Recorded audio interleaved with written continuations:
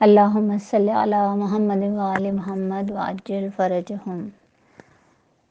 السلام علیکم ورحمۃ اللہ وبرکاتہ۔ اعوذ باللہ من الشیطان الرجیم۔ بسم اللہ الرحمن الرحیم۔ الحمد للہ رب العالمین،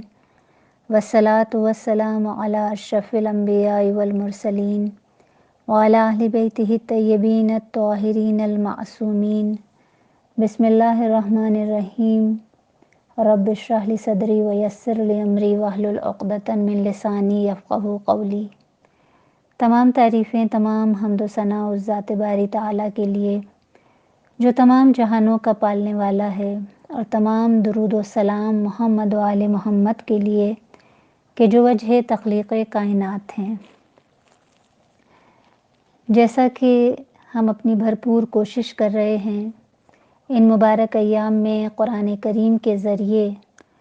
اپنے قلوب کو منور کرنے کی، پروردگار عالم ہمیں ہماری اس کوشش میں کامیابی عطا فرمائے، اس لیے کہ قرآن کریم کو تدبر و تفکر کے ساتھ پڑھنا اور سمجھنا ہم سب پر فرض ہے،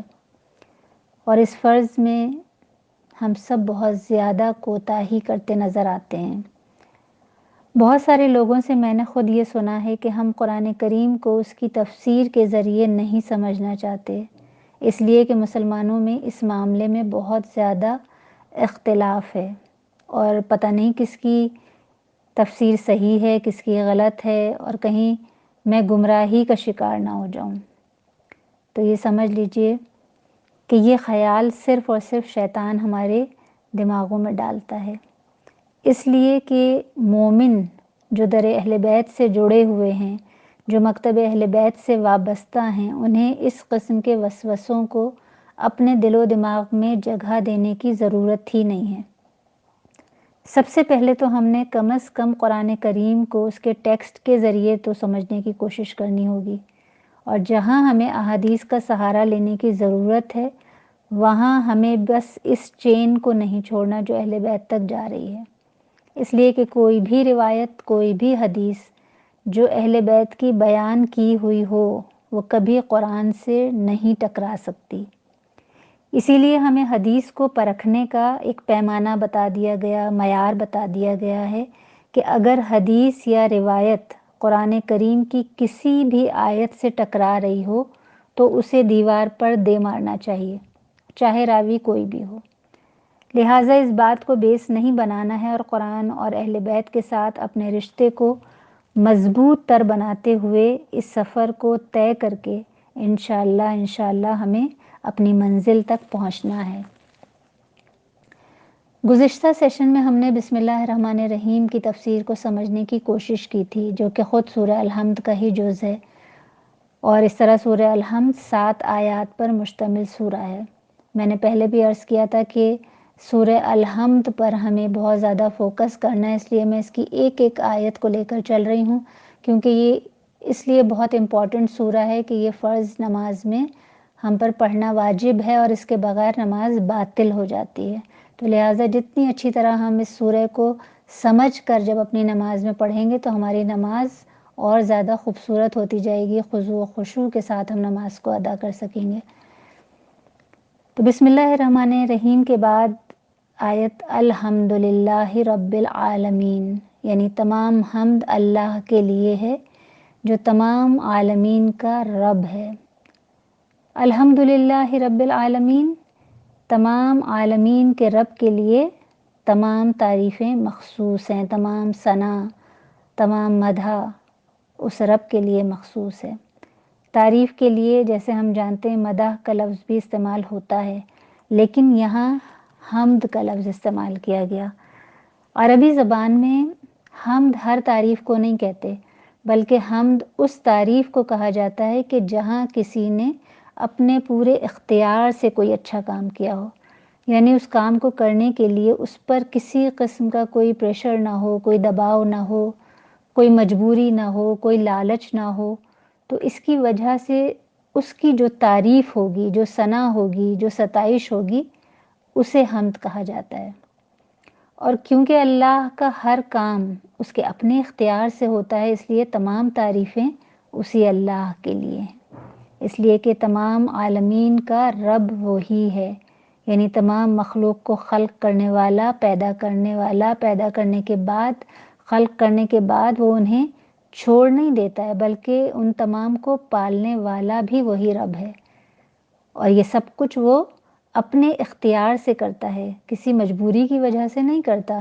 اس لیے تمام تعریفیں بس اسی کو زیبا ہیں۔ یہاں اس چیز کی وضاحت کرتی چلوں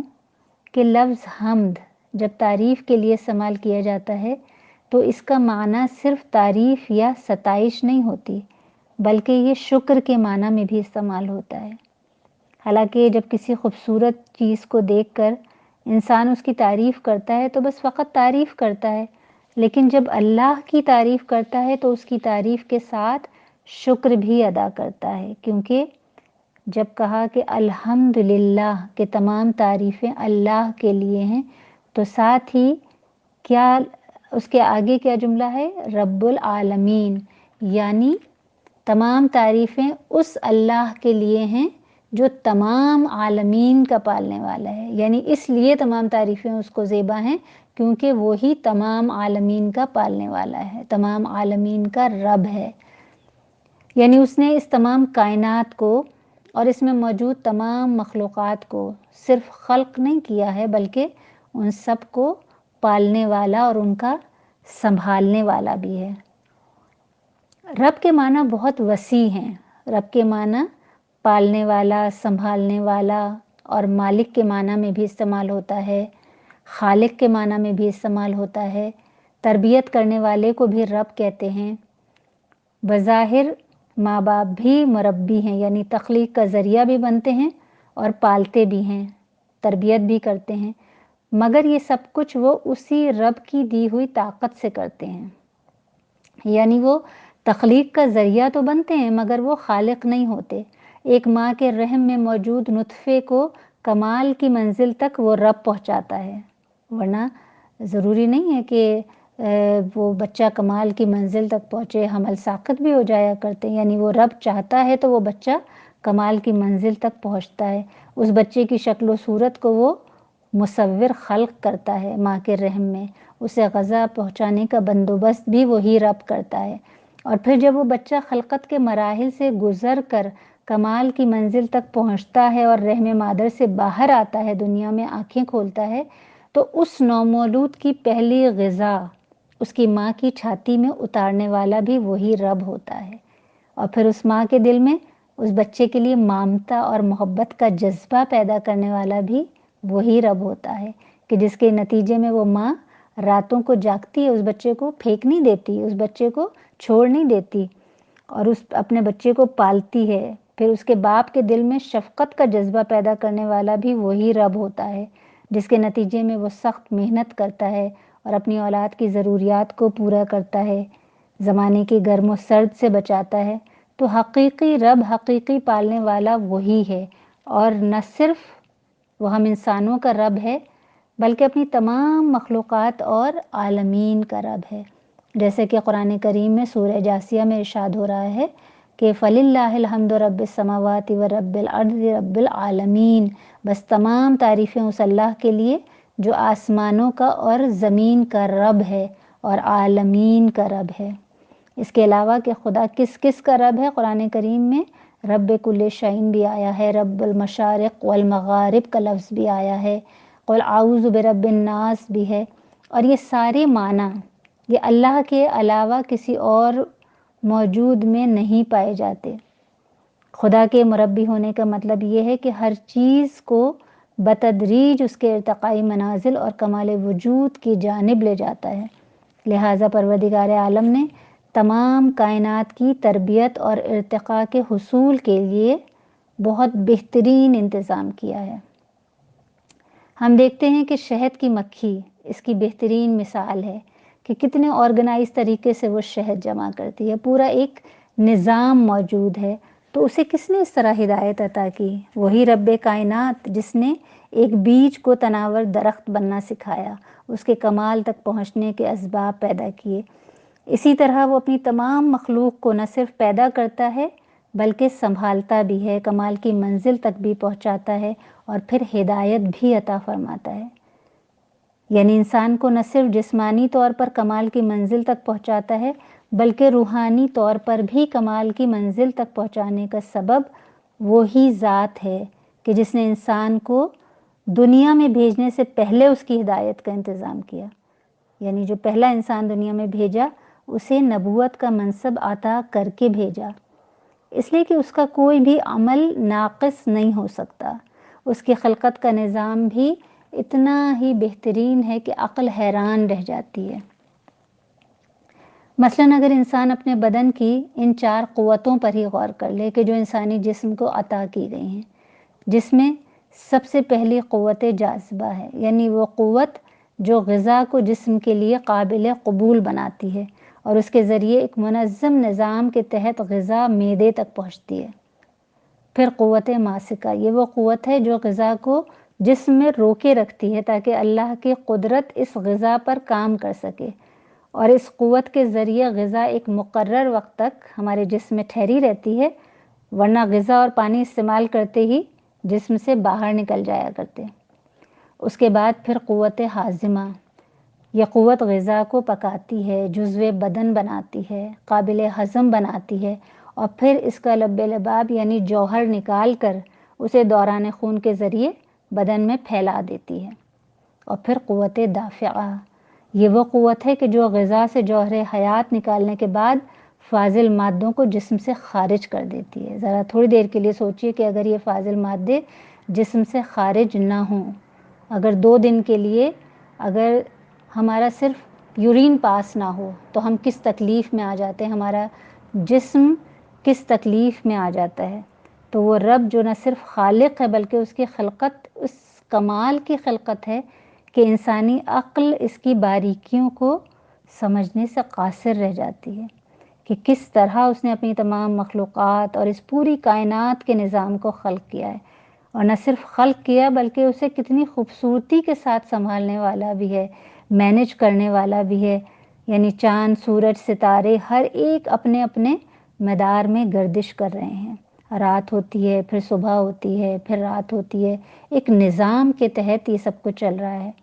لہٰذا اس کی تمام مخلوق اس کی تسبیح کر رہی ہے، اس کے حکم کے بغیر، اس کے اذن کے بغیر کوئی حرکت نہیں کرتا، ہر مخلوق اس کا شکر ادا کر رہی ہے۔ اور اس سورہ الحمد کے ذریعے وہ رب کائنات ہمیں شکر ادا کرنے کا بہترین طریقہ اور سلیقہ سکھا رہا ہے کہ یہ کہہ کر شکر ادا کرو کہ الحمدللہ رب العالمین۔ اور ہمیں چاہیے کہ ہم کوشش کریں کہ ویسے تو ہمیشہ ہی یہ کوشش کریں، لیکن کم از کم ان مبارک ایام میں ہم ایک تسبیح دن میں کسی بھی وقت اس کی نعمتوں کو، اس کی رحمتوں کو یاد کرتے ہوئے، محسوس کرتے ہوئے صرف ایک تسبیح ضرور الحمدللہ رب العالمین کی ادا کریں، یا پھر سجدہ شکر ادا کرتے ہوئے سجدے کی حالت میں کم از کم 100 دفعہ یہ ذکر پڑھ لیں، کیونکہ وہ رب العزت ارشاد فرما رہا ہے کہ اگر تم شکر ادا کرو گے تو میں تمہاری نعمتوں میں اضافہ کر دوں گا۔ اور شکر کا یہ طریقہ جسے پروردگار عالم ابتدا کر رہا ہے اپنی کتاب کی کہ الحمدللہ رب العالمین، اس طرح اس کا شکر ادا کریں جو اس کا پسندیدہ طریقہ ہے۔ تو دعا گو ہوں پروردگار عالم ہم سب کو اپنے شکر گزار بندوں میں شامل فرمائے، تدبر و تفکر کے ساتھ قرآن کریم کو پڑھنے اور سمجھنے کی توفیق عطا فرمائے، محمد و آل محمد صلی اللہ علیہ وآلہ وسلم اور خصوصاً امام زمانہ علیہ السلام کو ہم سے راضی فرمائے، ان کی معرفت عطا فرمائے، ان کے ناصران میں شامل فرمائے، ہمارے وارث امام وقت کے ظہور میں تعجیل فرمائے۔ وآخر دعوانا ان الحمدللہ رب العالمین، اللہم صلی علی محمد وآل محمد وعجل فرجہم۔